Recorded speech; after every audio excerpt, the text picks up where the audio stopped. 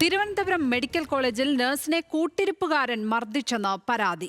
നഴ്സായ ജഗിൽ ചന്ദ്രനെയാണ് കൂട്ടിരിപ്പുകാരൻ ആക്രമിച്ചത്.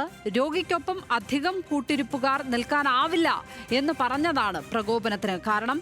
പ്രതി മുഹമ്മദ് ഷിഫാനെ അറസ്റ്റ് ചെയ്യണമെന്നാവശ്യപ്പെട്ട് പ്രതിഷേധവുമായി ഗവൺമെന്റ് നഴ്സസ് യൂണിയൻ രംഗത്തെത്തി. രോഗിയുടെ കൂടെ 20 ബൈസ്റ്റാൻഡറാണ്. നിങ്ങൾ മനസ്സിലാക്കുക, 14 ബൈസ്റ്റാൻഡറാണ്. മാക്സിമം 1-2 ബൈസ്റ്റാൻഡറാണ് ഞങ്ങൾക്ക് അലൗഡ്. 100 സെൻസസ് ഉള്ള വാർഡാണ്.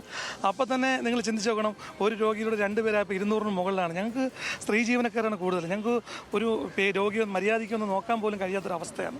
എങ്ങനെയാണ് ഞങ്ങൾ ഈ ആരോഗ്യ മേഖലയിൽ പ്രവർത്തിക്കേണ്ടത്? ഞങ്ങൾ ഒരാൾ മരണപ്പെടുമ്പോൾ അല്ലെങ്കിൽ അതിൽ മുതൽക്കണ്ണീരുമായി അല്ലെങ്കിൽ അവരെ ചേർത്ത് പിടിച്ച് അവരെ കുടുംബങ്ങളെ സമാധാനിപ്പിച്ച് 2 ദിവസം അനുസ്മരണം നടത്തുമ്പോൾ അതെല്ലാം കഴിയും.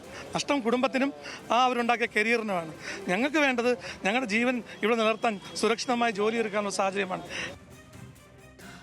തിരുവനന്തപുരത്ത് നിന്ന് മീര മനോഹരൻ ചേരുന്നു. മീര, എപ്പോഴാണ് ഈ മർദ്ദനം ഉണ്ടായിരിക്കുന്നത്? കേസെടുക്കാൻ എന്താണ് തടസ്സം? ലക്ഷ്മി, ഇന്നലെയായിരുന്നു തിരുവനന്തപുരം മെഡിക്കൽ കോളേജിൽ ഇങ്ങനൊരു സംഭവം ഉണ്ടായത്. ഈ കൂടെ ഇരിക്കുന്ന ഈ നഴ്സിംഗ് സ്റ്റാഫായിട്ടുള്ള ജഗിൽ ചന്ദ്രൻ ആണ് ഇപ്പോൾ പരിക്കേറ്റതായി മർദ്ദനമേറ്റതായി മനസ്സിലാക്കാൻ സാധിക്കുന്നത്. തിരുവനന്തപുരം മെഡിക്കൽ കോളേജിൽ തന്നെ ഒരു രോഗിയുടെ കൂട്ടിയിരിപ്പുകാരനായ മുഹമ്മദ് ഷിഫാനാണ് മർദ്ദിച്ചത്.